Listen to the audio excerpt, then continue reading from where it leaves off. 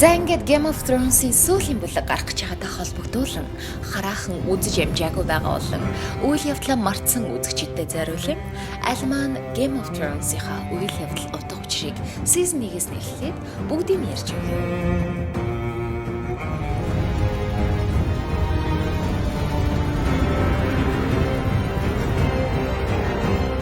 Алс хоолын асар хүйтэн хойд нутагт аврах том мөсөн хэрмийн харуулууд ажиллаа хийх явцтай White Walker гэж нэг үлгэрт омогт гардаг л амтантай таарах ба ихэнх нь түүндээ алуулаад ганц үлдсэн мангар нь ажлын барай орхид зугцсан хэрэгээр толгоогоо тастуулна. Толгойг нь тасцсан хойд нутгийн захирагч нь манай шоуны голдор Ned Stark.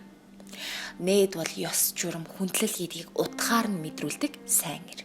Ned болон түүний эхнэр Catelyn хоёр 5 хүүхэдтэй. Том хүү Robin Winterfell-ийн өв залгамжлагч. Охин Sansa нь ирээдүйн айлын сайн эзэгтэй. Bran юм хуманд авирах дуртай. Arya нь банчиг дүрсгүй. Баг хүү Rickon нь бол яг тэ нэг чухал биш. Журамт сайн 99-оор Ned маань нэг гэр бүлээс гадуурх нэг будаж хүүтэй ба тэр нь Jon Snow.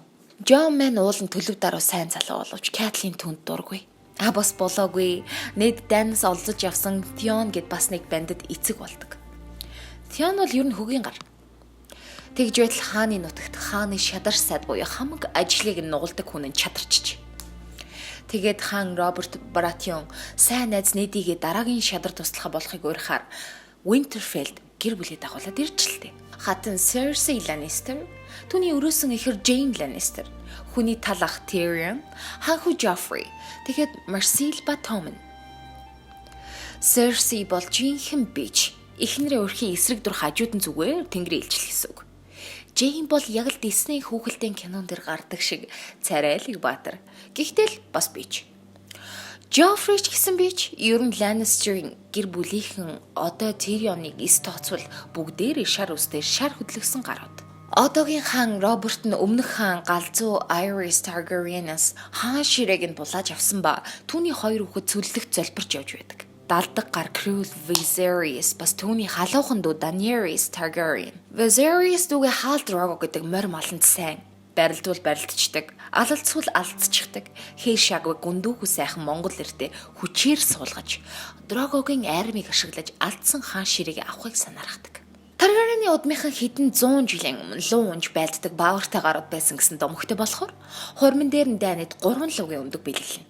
Одоохондоо бол яах вэ? Энэ 3 зүгээр сүвнэр. Дайны ч бас хаал дорогод өгсөн сүвнэр шахуу байсан болохоор Drogo манай Дайныг ер нь жоохон хүчнэдэх маягтай.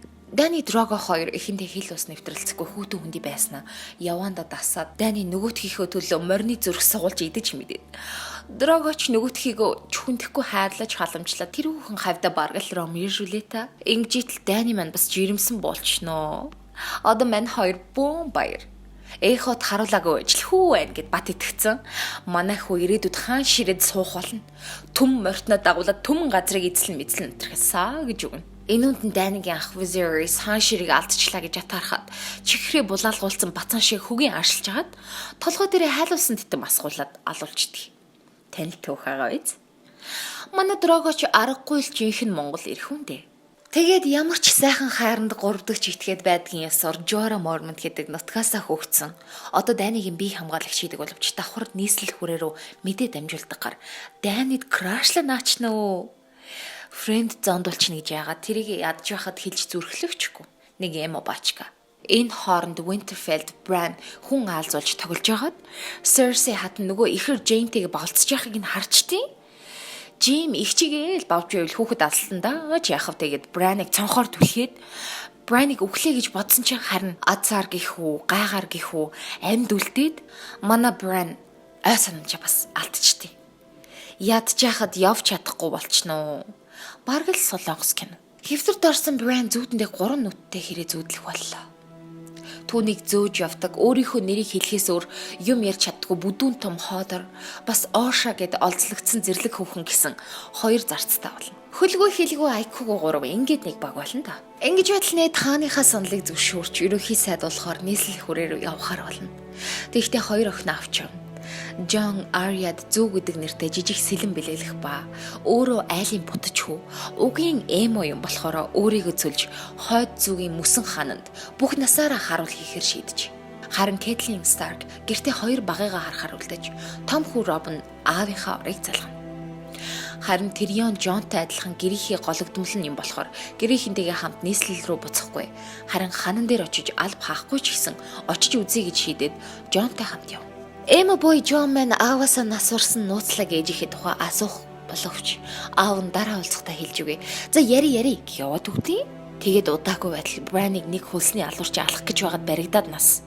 Тэр алуурчин Lannister-ийн үнэтэй хутгийг барьсан байсан болохоор хамгийн ойрхон байгаагаар нь Тирионыг барьж аваад шүүх гэсэн чинь буруутай үгүйгээ халц тулаанаар шийдэе гэл Тирион. Өмнөөс тулдаж өгөх юм байна уу? Би баян баач гэжтэй гэсэн чинь мөнгөнд дуртайгаараа Брон гарч ирээд тултаандаа ялаад Тирионыг цаацлуулахаас авардаг. Жон мөсөн хэрмийн харуулын шинэ ажил дээрээ эморч явж байгаад Сэм гэдэг найзтай болчихно. Цаад чи ажилдаа сайн. Дээр нь гинт босч ирсэн хүүхдлүүдээс командлагч аварсан болохоор шууд даргийнхаа баруун гаранд болчтیں۔ Шин шадар сайд нээд ажилдаа ороод бусад сайдуудтайгаа танилцвөө. Энэ хотынх чи бүгдээрээ л хүүгийн гарууд.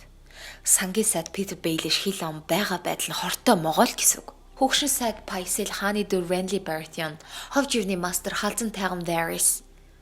За тэгэд нээд ажлаа аваад өмнөх шадар сайд яагаад үснэг судалж явж байгаад Lannister-ууд бүгдээр шар үстэй байдгийг санаад хааны хүүхдүүд яг үнэндээ өөрийнх нь биш харин Jaime-гийн цус холдсон хүүхдүүд. Харин хаан Робертод хар үстэй нэг бутаж хүүхэд байгаа. Тэр нь Gendry-гээд гудамжны дархан байдгийг олж мэднэ. Харин Lannister ингэж олж мэдснийг нь олж мэдээд яасан их юм олж мэддэг юм гээд өмнөх шадар сайд шиг нь амийг нь таглах гэж оролдоно. Ядж яхад манай бүдүүн бүтлгүй хааман согтуугаар ан хийж аваад гахаад гидсээ хүлүүлдэг үхчдгийг гай газар доороос гахаа модон дотроос гэж хинтээ. Ингээд л хин дараачийн хаан болох вэ гэдэл бүгд сандралдаад эхэлсэн чинь нээд өөрийгөө хаан болгохгүй. Робертийн хүүхдүүд насанд хүрээгүй. Бас угаасаа өөрийнх нь хүүхдүүд биш болохоор болохгүй. Баг дүү Renly-г нь ч болохгүй. Ёс журмаар Робертийн доодох дүү Stannis болох ёстой гэж лаг хууль ёс ярьж явж байгаад шоронд орчтیں۔ Аавыг нь шоронд хийцэн болохоор айрын алуулж магадгүйгээ зүгтаад эрэгтэй хүүхчийг зүсээ хуйлгаад тараншааны хүүхэд болцсон.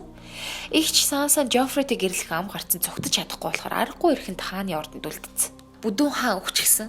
Аав нь гинданд байгаа. Нэг дүү налуу болцсон. Нөгөө дүү нь хаан нэртэй юмтай бацааны барьцааны хатан болох гэж байгааг мэдээд том ах Rob Winterfell-ийн армаа аваад гэрхнийг аврахаар мордтыг.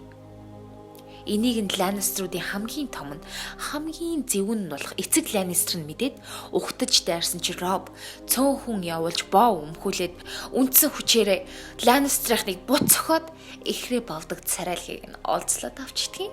ертөнцийн нөгөө талд Ромео Жюлет хоёрын мань хайр удаан үргэлжилсэнгүй чаавс.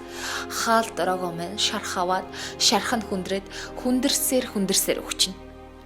Исүхэг үгсний дараа таргуутай өвлөн ихийг хүүхдүүдтэй нь хаяад явдагтай адилхан Драгогийн цэргүүд удирдагчийн өгсөн болохоор Данийг хаяад явждаг. Данигийн мань гидсэнд хүүхдэн зулпаад хүүхдээ чалдаад, нөхрөө чалдаад, ахаа чалдаад, айрмаа чалдаад хамгийн бүтэхгүй болоод байхаар нь шатхуул шатигээд луугийн өндгөө бариад гал руу ороод өөхнө гэсэн чинь юу өөхөх? Нөгөө өндөгнүүд чаагараад луу болчтیں۔ Дани маань ямар ч шарахгүй гараад ирдэг юм да. Oh my god. Нийслэл хүрээнд харин шинэ хаан Joffrey маань хүчээр авсан эхнэрийнхээ аавыг өршөөн гэж худлаа яриад хоёр охиных нь нүдэн дээр цаазлаад хайчдгийг. Зэвүүн банд.